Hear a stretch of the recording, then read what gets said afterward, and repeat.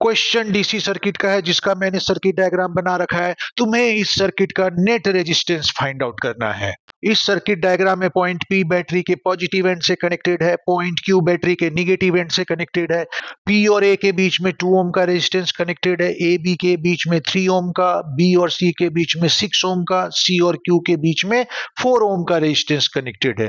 P और B जो है वो एक कनेक्टिव वायर से कनेक्टेड है, ए और सी भी एक कनेक्टिंग वायर से कनेक्टेड है।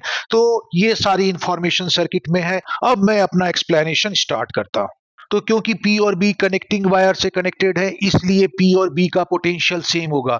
सपोज वो पोटेंशियल V1 है, इसी तरह से A और C जो है वो कनेक्टिंग वायर से कनेक्टेड है, तो इनका भी पोटेंशियल सेम होगा। सपोज वो सेम पोटेंशियल V2 है।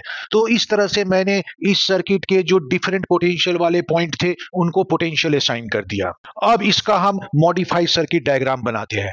तो इस सर्किट में हम देखते हैं कि 2 ओम रेजिस्टेंस, 3 ओम रेजिस्टेंस और 6 ओम रेजिस्टेंस का एक एंड जो है V1 पोटेंशियल पे है, जबकि इन्हीं तीनों का 2 ओम, 3 ओम और 6 ओम का जो रेजिस्टेंस है उनका दूसरा एंड जो है वो V2 पोटेंशियल पे है। इसका मतलब है तीनों रेजिस्टेंस के जो दोनों एंड है वो कॉमन पोटेंशियल पे है, इसलिए ये तीनों पैरेलल कॉम्बिनेशन में है। इसका मतलब हुआ कि मैं एक पॉइंट को अगर V1 पोटेंशियल देता हूं और दूसरे पॉइंट को मैं V2 पोटेंशियल देता हूं, तो ये जो तीनों रेजिस्टेंस है इन दोनों पॉइंट के बीच में कनेक्टेड है। तो ये तीनों रेजिस्टेंस इस तरह से पैरेलल कॉम्बिनेशन में दिखाए जा सकते हैं, जिनका एक एंड V1 पोटेंशियल पे है और दूसरा एंड V2 पोटेंशियल पे है। V1 पोटेंशियल पे हमारे पास पॉइंट P है और B है, तो इस पॉइंट को हम कोई भी नाम दे सकते हैं। तो मैं इसे स्टार्टिंग पॉइंट P नाम दे देता हूं। इसी तरह से जो V2 पोटेंशियल है A और C दो पॉइंट का है, तो इसे कोई भी नाम दिया जा सकता है। तो मैं सिंपल करने के लिए इसे बाद वाले पॉइंट C का नाम दे देता हूं। तो इस तरह से P और C के बीच में हम दिखा सकते हैं कि ये तीन रेजिस्टेंस पैरेलल में कनेक्टेड है, और ये चौथा रेजिस्टेंस 4 ओम C और Q के बीच में कनेक्टेड है, जिसे मैं इस तरह से दिखा सकता हूं।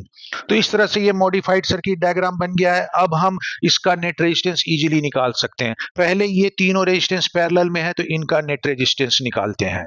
तो पैरेलल कॉम्बिनेशन के फॉर्मूले से इन तीनों का नेट रेजिस्टेंस होगा 1/R equal to 1/2 plus 1/3 plus 1/6, तो जो कि सॉल्व करने पे हमारा 1 ओम आ जाता है। मतलब P और C के बीच में रेजिस्टेंस, जिसे मैंने RPC का नाम दिया है, वो 1 ओम है। अब PC के अक्रॉस जो रेजिस्टेंस है वो इस 4 ओम से सीरीज में कनेक्टेड है, तो इसलिए नेट रेजिस्टेंस जो होगा वो PC के बीच में जो रेजिस्टेंस है और इस 4 ओम रेजिस्टेंस का सम होगा। मतलब R नेट जो होगा वो RPC प्लस 4 का सम होगा। तो इसको सॉल्व करने पे नेट रेजिस्टेंस 5 ओम आ जाता है। तो इस सर्किट का नेट रेजिस्टेंस 5 ओम है।